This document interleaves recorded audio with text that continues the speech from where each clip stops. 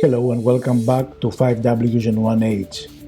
On today's episode, we are continuing the conversation about athletics. You talk about stadium athletics, yeah. You know, normally all the high jumpers would sit together.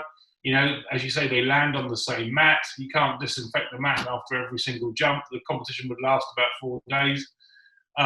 So again, you know, are we going to be in a situation where the only athletes who are allowed into that stadium to compete are athletes that can prove that they have tested negative within a certain time frame? I'm assuming that is how they will go, but you know, that is not particularly cheap.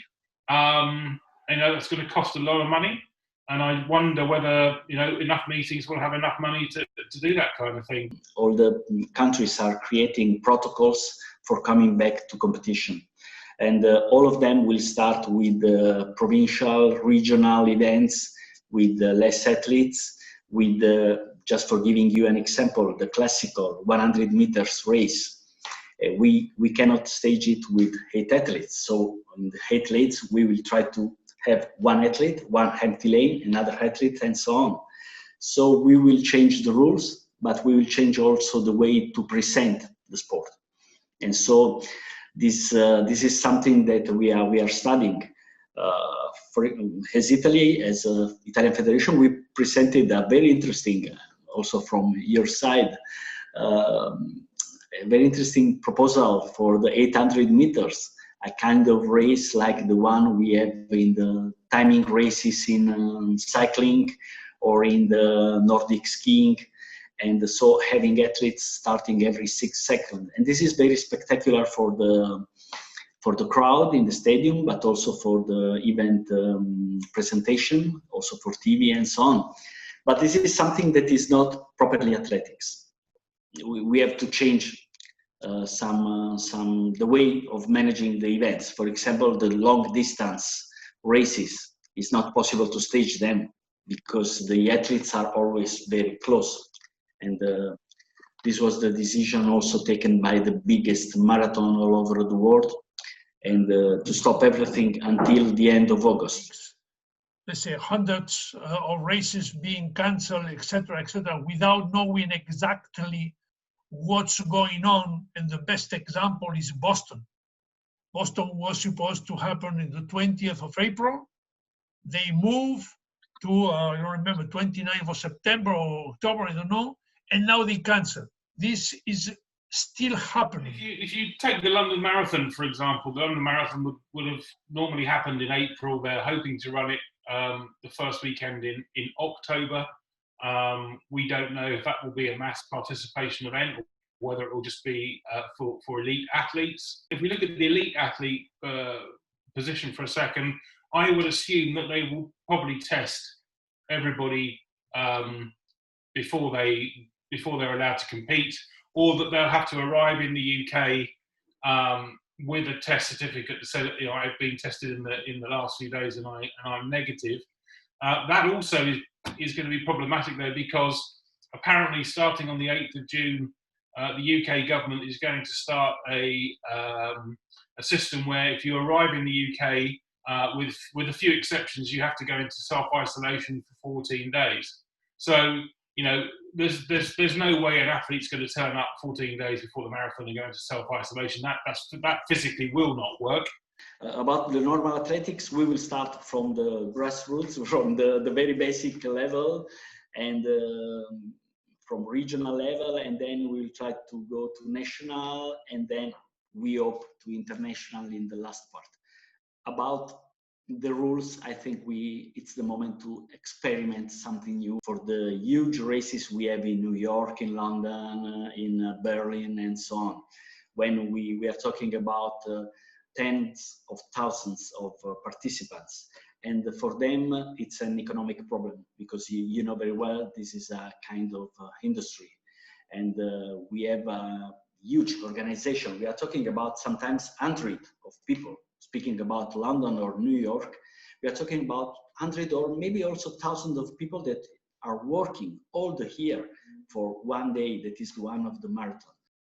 There are a lot of races which have a mid let's say, small size, mid-size, and even some big size, that if they don't host a race in 2020, then they will have a problems of, let's say, economical problems because of less, let's say, money collected.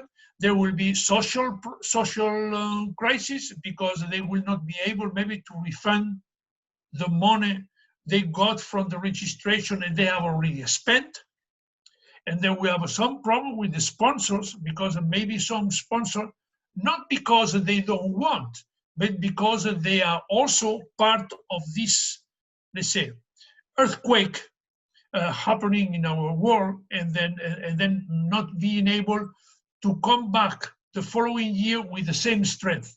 One suggestion is to make the marathon and long distance races with less participants, but then is it going to be affordable for the organizer to make a marathon race with 1,000 of athletes? The event organizers have the problem that they have set up organizations around this and they have to be able to survive. So you are absolutely right. And George, that was a good question, that if the numbers are not quite satisfiable, it's not worthwhile to organize it. Because yes, we want to provide happiness to the runners, but we need money for that. And nobody's giving us money free of charge. So either we're going to do it with a proper number at least to break even, if not to make some money in order to be able to finance our following year's operations, or we don't do it.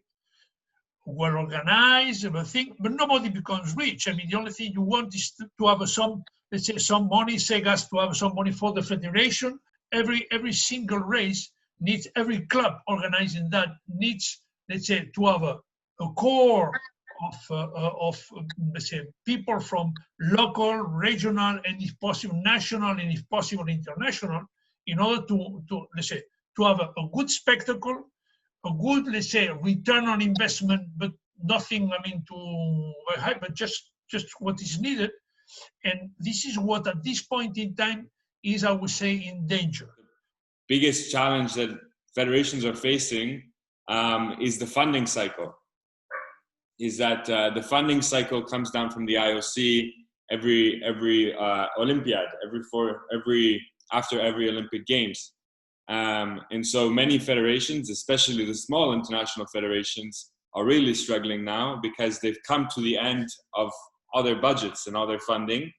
But because Tokyo is not happening and they're not getting their funding, or we're not, then, now they're struggling to survive. In terms of delivering events, one, that they really need to deliver their events, but at the same time, they don't have the resources sometimes to plan because they've let people go. There is a quarantine also for fighters. So the fighters on the 12th, they've been like in a hotel or in a facility for like 2 weeks. So they've been quarantined first, make sure everybody's safe. They've had 3 tests. I mean, even us, like me, the announcer, the referee, and the judges, we're going to be quarantined for, I think, 4 days too, just to make sure everybody's safe.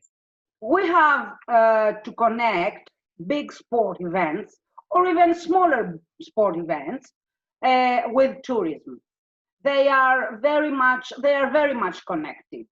If we have travel restrictions, then the athletes or the participants or the spectators cannot go to a sport event. It's so simple.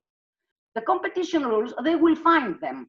They will adjust to the new reality. I mean, the federations, the sport event organizers, according to the regulations of the WHO, the CDC, Center of Diseases, the IOC rules, they will find the regulations to operate.